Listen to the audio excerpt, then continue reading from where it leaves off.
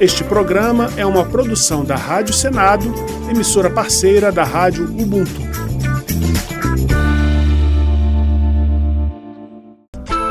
Dedo de prosa, um tema de interesse do cidadão. Você já teve o celular roubado ou furtado? Os relatos de quem já passou por essa experiência têm, claro, diferenças.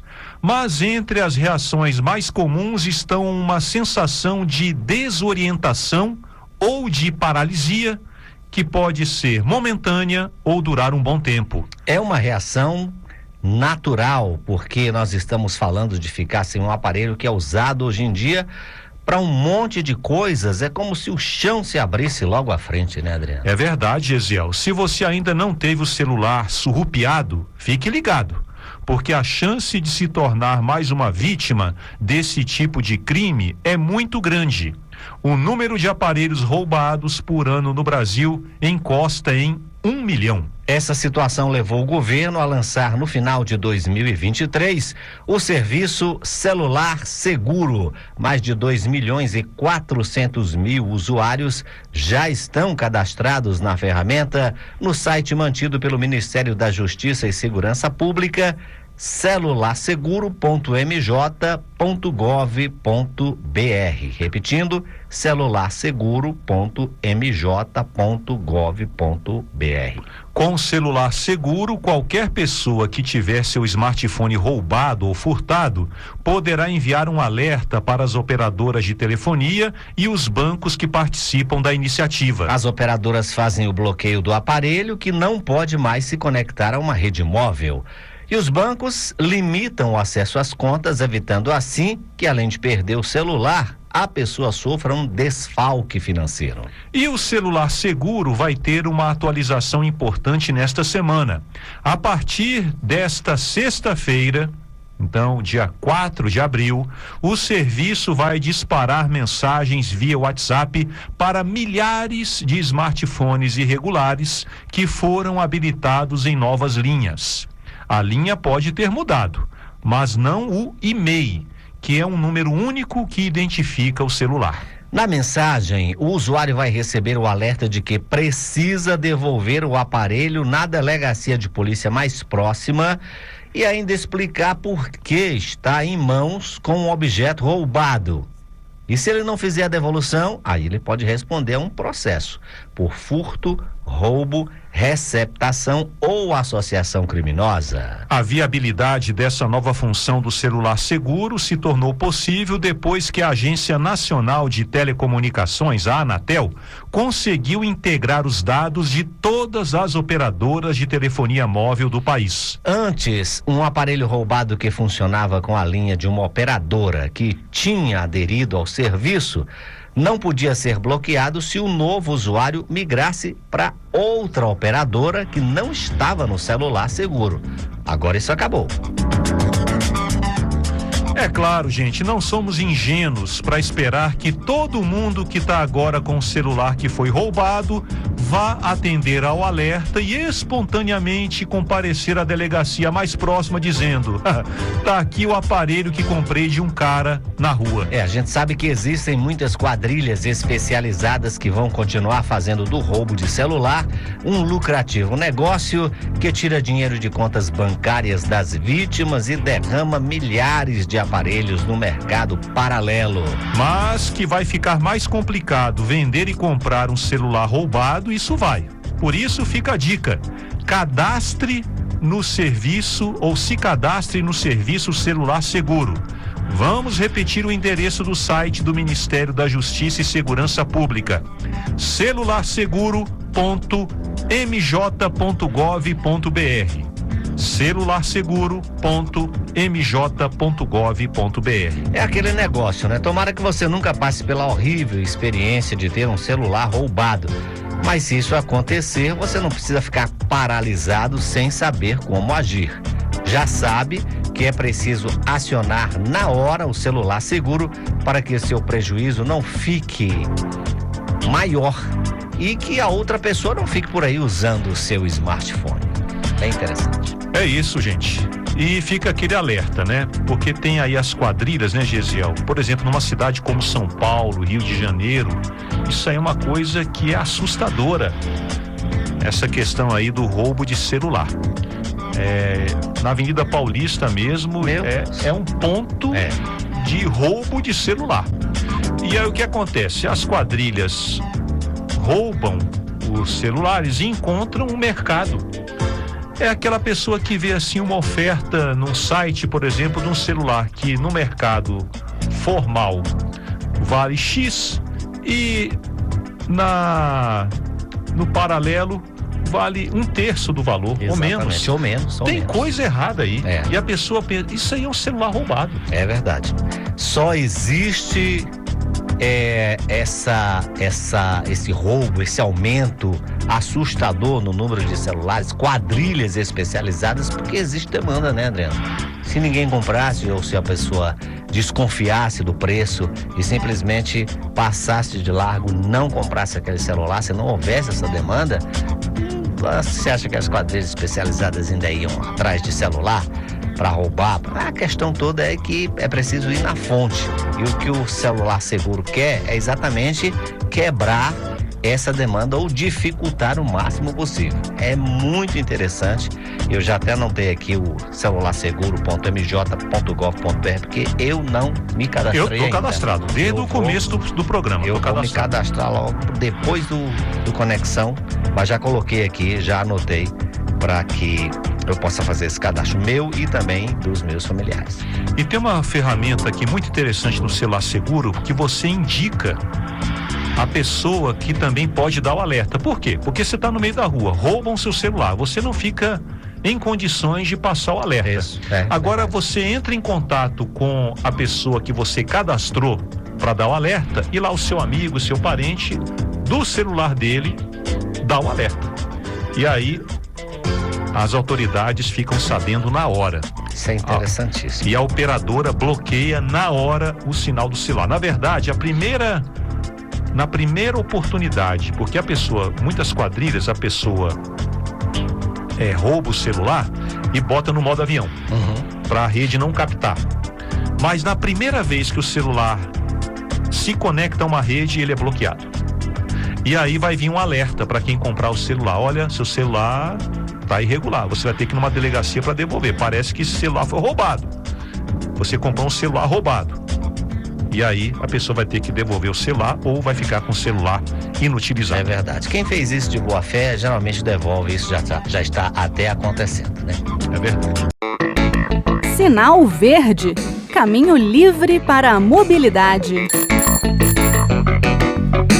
Olá, eu sou o Bruno Lourenço e hora de Sinal Verde, o espaço da mobilidade na Rádio Senado. Vamos falar de motos hoje? Pois é, durante muito tempo, falar de moto no Brasil era falar de motos de baixa cilindrada. Ainda não houve uma mudança assim tão radical, mas é que as vendas de motos médias cresceram 25% e aqueceram o setor. Mais sofisticadas que as populares e mais acessíveis que as de alta capacidade, novas motos de até 450 cilindradas prometem agitar o mercado brasileiro em 2025. As vendas de motocicletas médias no Brasil estão em alta, com um crescimento de 25,7% entre janeiro e outubro de 2024 em comparação com o mesmo período de 2023. Esse aumento significativo aqueceu o setor e os fabricantes prometem diversos lançamentos nessa faixa de cilindrada para 2025. O mercado brasileiro de motocicletas ainda é dominado por modelos de até 160 cilindradas, que representam 78% das vendas. No entanto, as motos médias de até 450 cilindradas vêm ganhando espaço e já representam 18,8% das motos produzidas no Brasil. E esse segmento também está em alta em outros grandes mercados importantes das duas rodas, como Índia e Tailândia. Por conta disso, muitos fabricantes estão investindo nesse segmento, como mostram as novidades apresentadas em novembro último no Salão de Motos de Milão.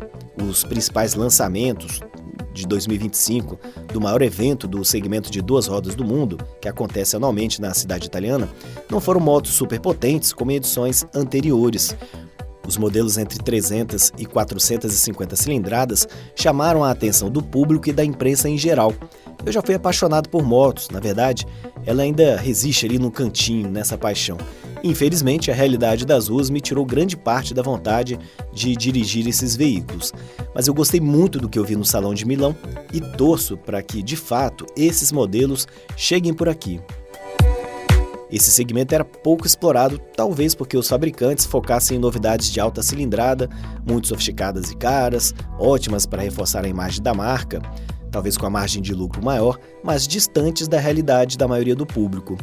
Quando eu comecei a dirigir, lembro que havia mais motos médias. O Brasil não era apenas de 125 ou 1000 cilindradas.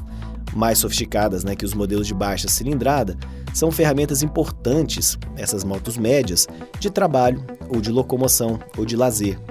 Mais baratas que as motos ditas grandes e de luxo, esses modelos médios podem também atrair novos motociclistas para o mundo das duas rodas. Uma marca indiana verificou um crescimento de 50% nas vendas de um modelo de 350 cilindradas e anunciou o lançamento de novos modelos nessa faixa aqui no Brasil, além de uma segunda linha de montagem em Manaus para aumentar a produção.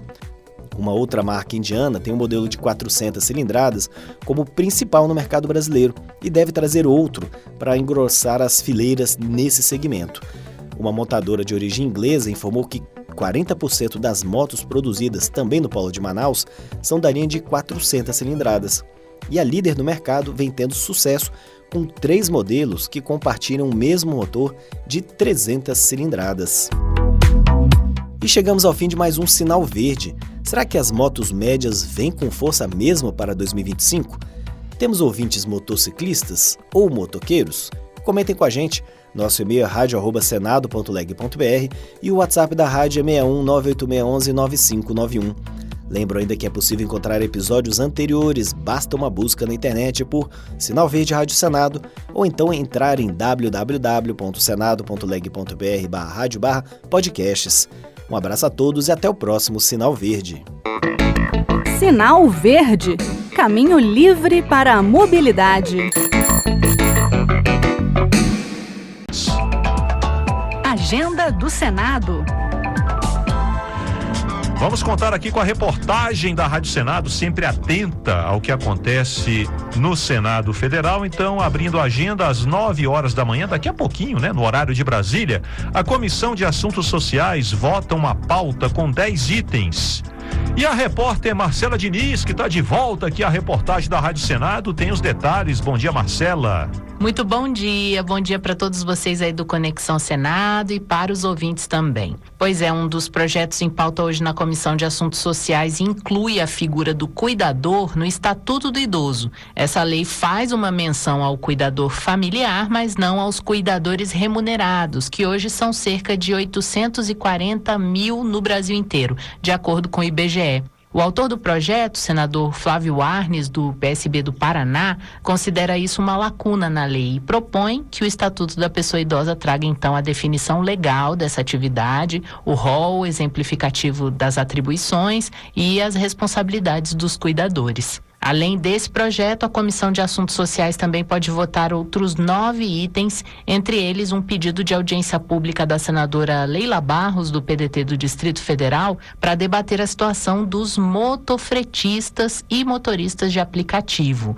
Esse mês de abril começou ontem, com o break dos apps, um movimento grevista nacional desses profissionais que pedem uma remuneração justa, acesso a benefícios e mais segurança também no exercício de suas atividades. Vamos ver então se a Comissão de Assuntos Sociais do Senado aprova um debate sobre esse assunto, que mexe muito com a dinâmica das cidades, Hoje as cidades dependem muito dessa logística operada por plataformas, mas que só é possível graças ao trabalho dos motoristas e dos motofretistas.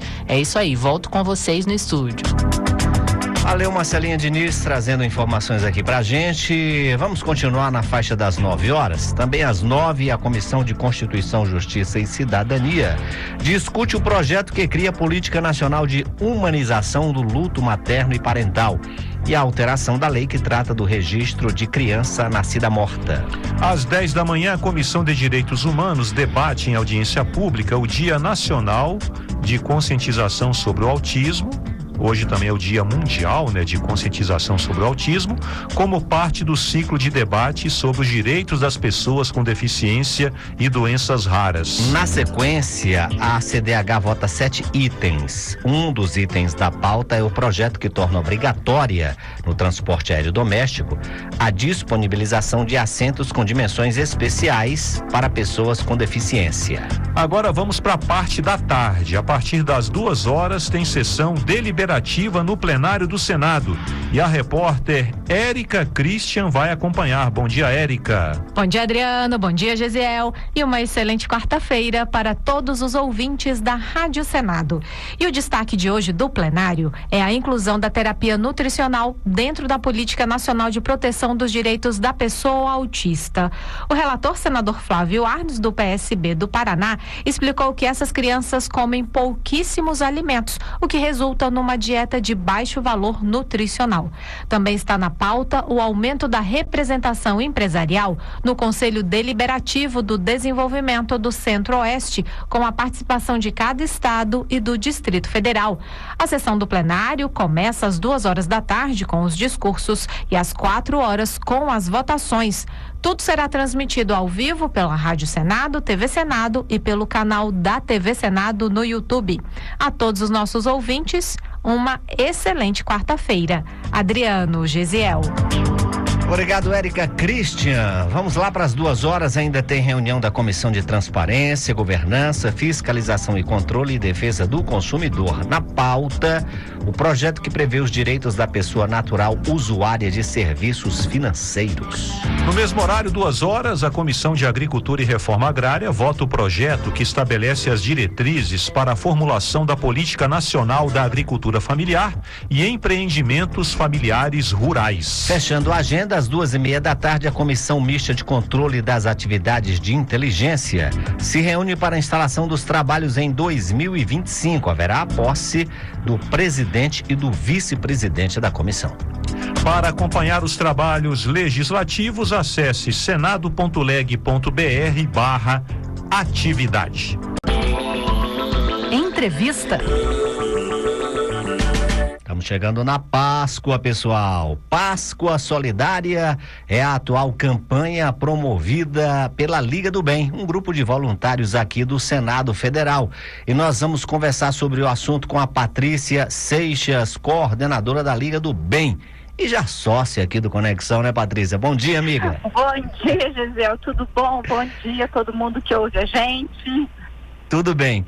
Ô, Patrícia, vamos falar de mais essa campanha aqui da Liga do Bem. Explica pra gente em que consiste a campanha Páscoa Solidária. Bom, tem que ser uma campanha bem doce, né? É verdade. Olha só, Gisele, toda a Páscoa da Liga, ela é voltada a crianças especiais, né? Crianças entre aspas, porque a gente ajuda também adultos, jovens, né? Mas que são especiais, que têm aquele coração de criança, né?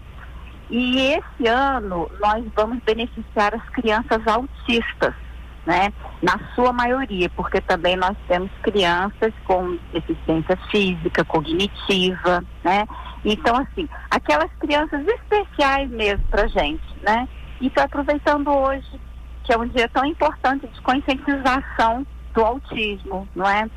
Então, essa nossa Páscoa é voltada a crianças autistas da Samambaia, atendidas por um projeto bem bacana, que é a Casa do John John, e também da Escola Classe Vila do Boa, que é uma área que fica ali em São Sebastião. Essas crianças são, assim, de extrema vulnerabilidade. Eu prefiro falar, assim, extrema, porque realmente a situação de vida daquelas crianças é uma coisa que, assim, merece, sabe? Merece dar uma atenção, merece uma caixa de chocolate, merece muito mais, né? Pouco disso que a gente está fazendo, mas é uma alegria enorme que leva para essas crianças. Patrícia, eu estou vendo aqui pelo Senado vários boxes, várias caixas onde as pessoas podem fazer as doações. Onde podem ser feitas essas doações e principalmente até quando? Porque a Páscoa já está chegando aí daqui a mais 3 semanas, né? A gente está correndo, inclusive fica aqui o convite para participar com a gente, viu? Bom, são 15 postos de coleta. Tem a Academia do Senado, a Liga do Bem. A Liga tá linda, e fica aqui um convite para as pessoas para levarem os filhos, os netos, ou então a própria pessoa, você ir lá para tirar uma foto com a gente, né? Divulgar a nossa campanha. Ali no anexo 1, anexo 2, na entrada ali da garagem, né? Também tem na taquigrafia, na SGM, na ouvidoria. Não falta lugar, é só você acessar a nossa intranet para quem for do Senado, mas quem não for do Senado, a melhor forma de doar para a gente é vindo aqui na Avenida N2, na Gráfica do Senado, no galpão da Liga do Bem, aproveitar para conhecer o nosso trabalho, né? Ou então nós conseguimos a caixa de chocolate a R$11, olha que maravilha. Fazer um Pix para nossa parceira, que é a Associação das Polícias do Congresso Nacional, né? O Pix é apcnsocial@gmail.com. Não quer dar R$11? Dá 5, dá 2, o que vier já vai ajudar a gente. Fala um pouquinho do resultado das campanhas anteriores, porque eu lembro que essa Páscoa Solidária já acontece há um tempinho, né, Patrícia? Já, olha, e surpreende muito a gente, porque ela é uma campanha leve, sabe? É uma campanha diferente da nossa campanha do mês passado, que era voltada a mulheres vítimas de violência doméstica. Então, a Páscoa, a gente, assim, sempre ultrapassa a nossa meta, né? Uma vez a nossa meta, eu me lembro que era 200, a gente foi para 400. Ano passado nós conseguimos arrecadar mais de 800 caixas de chocolate. Foi assim, 800 e pouquinha, né? Mas ultrapassamos 800. E não era a nossa meta, né? Então a gente beneficia mais pessoas, né? Então, a gente tem assim testemunho de crianças que nunca ganharam chocolate, Gisele. E elas choram, sabe? É inacreditável, é uma coisa assim. Teve uma deficiente visual ano passado que ela falava com tanta alegria, ela já era mais velha, eu acredito que ela tinha já uns 15 anos, né? E foi a primeira caixa de chocolate dela. Assim como o menininho de 8 anos, que inclusive está lá, eu falei isso no Instagram, ele recebeu a caixa dele, perna para que te quero. Foi uma mesa no final, né? E aquele menininho comendo, eu sou a coelha, né? A gente aluga uma roupa de coelho, veste para fazer a Páscoa mais animada. Então depois eu fiquei sabendo que o menininho foi para lá para não dividir com os amiguinhos, mas para ele experimentar o chocolate, porque era a primeira vez que ele estava comendo chocolate. Olha só, coisas que são tão comuns, às vezes passam desapercebidas pela maioria das pessoas, né? Que tem um significado tão especial, né, Patrícia? Sim, gente, então é assim, a gente que vivencia, né? Nós que fazemos as visitas, que participamos das entregas, não é assim para comover, não é isso, é a realidade, a realidade. Se eu for dar um exemplo aqui, eu vou dar muitos exemplos, né? São situações, gente, diferentes. E essas crianças, elas merecem uma oportunidade, né? Elas merecem, assim, ser incluídas, né? O que falta é a oportunidade, a palavra certa é essa, é a inclusão. O deadline até quando dessas moções? 11 de abril. 11 de abril, então já na próxima semana, né? Isso, próxima semana. Então, quer dizer, ainda tem essa semaninha, né, para correr, e a outra semana. Tá bom, então, Patrícia Seixas, obrigado pela entrevista, sua participação mais uma vez aqui no Conexão Senado. E vamos falando das campanhas da Liga do Bem. Sempre que tiver, manda aqui pra gente, tá, Patrícia? Bom dia. Muito obrigada mesmo, viu? Que Deus abençoe vocês. Entrevista. Informação gera empatia, empatia gera respeito. Esse é o tema da campanha relacionada ao Dia Mundial de Conscientização do Autismo, celebrado nesta quarta-feira, 2 de abril. Para falar sobre o assunto, nós convidamos o Dr. José Guilherme Jocondo, que é psiquiatra. Dr. José Guilherme, bom dia. Bom dia, tudo bom? Tudo bem. O senhor que atua aí na área, né, atende aí pacientes, né, com autismo, tem havido avanços na percepção do senhor no que se refere à difusão e à absorção de informações sobre autismo? Sim, na verdade, esse é um tema, uma questão super interessante. Muitas vezes é confundido com uma questão de aumento na quantidade, né, de pessoas com transtorno do espectro autismo e tudo mais, mas de fato o que se vê é um aumento na percepção, na difusão de informações de qualidade, difusão de diagnósticos precoces. Então, e não só isso, né, mas também um aumento na quantidade de pesquisas que têm sido elaboradas e divulgadas nesse cenário.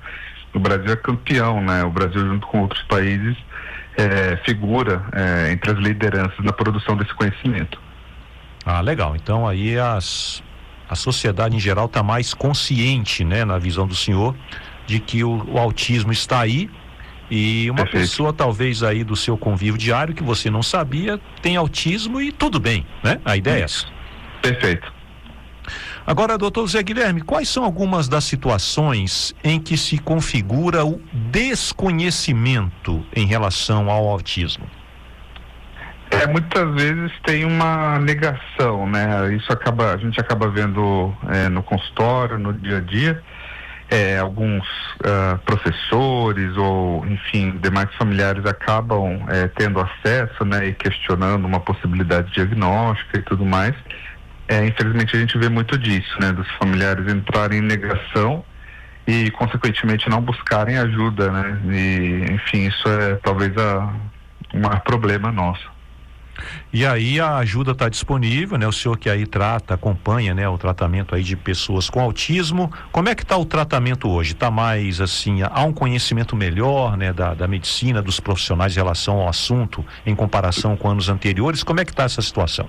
Perfeito. Tem se desenvolvido bastante. A gente fala muito de intervenção precoce, né, que é aquela modalidade terapêutica, médica que a gente faz antes dos 6 anos. A gente bate muito nessa tecla porque, de fato, a gente vê um desenvolvimento muito melhor desses indivíduos. E a ciência tem progredido, tanto no sentido de desenvolver novas técnicas, validar novas técnicas terapêuticas, mas também medicamentosas. Tem evoluído bastante nos últimos 5, 10 anos. Legal, estamos conversando com o Dr. José Guilherme Giocondo, ele é psiquiatra. O assunto é a data de hoje, o Dia Mundial de Conscientização do Autismo. E o tema da campanha deste ano é Informação gera empatia, empatia gera respeito.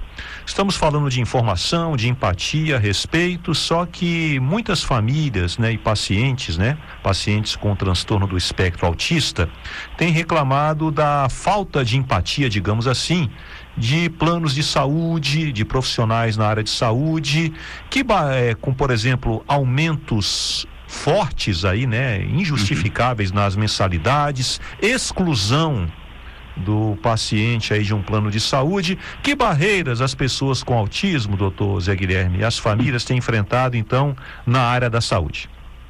Isso é um tema importantíssimo. Primeiro, esse ponto dos planos, né, temos aí com a lei da inclusão, né, uma obrigatoriedade do sistema de saúde de forma geral de dar vazão, né, e dar o devido tratamento a essa população. O que acontece em primeiro momento é essa falsa percepção, né, de que vai onerar demais o plano como um todo. Isso acaba resultando num aumento do ticket médio, né, para o consumidor e tudo mais.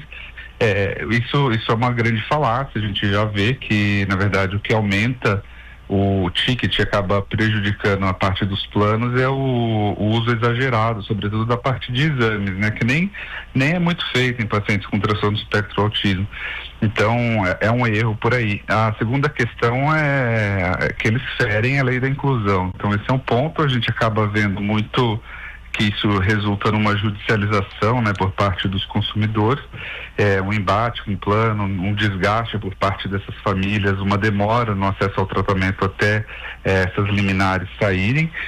E tem também a questão do sistema público, né? A gente sabe que muitas vezes pacientes acabam, por exemplo, em CAPS, né, que é Centro de Atenção Psicossocial da Infância e Adolescência, às vezes quando adultos no CAPS adulto, e muitas vezes por falta de recursos, investimentos, eles ainda não estão aptos para dar conta dessa demanda. Pequenas iniciativas isoladas no estado de São Paulo, estado de Santa Catarina, Rio de Janeiro, a gente já vê algumas iniciativas no sentido de construção de centros integrados, algo mais ligados à ONG e tudo mais, mas é algo que precisa crescer e pulverizar o nosso país. É interessante esse ponto que o senhor falou, uma situação realmente aí complicada muitas vezes para ter o tratamento adequado.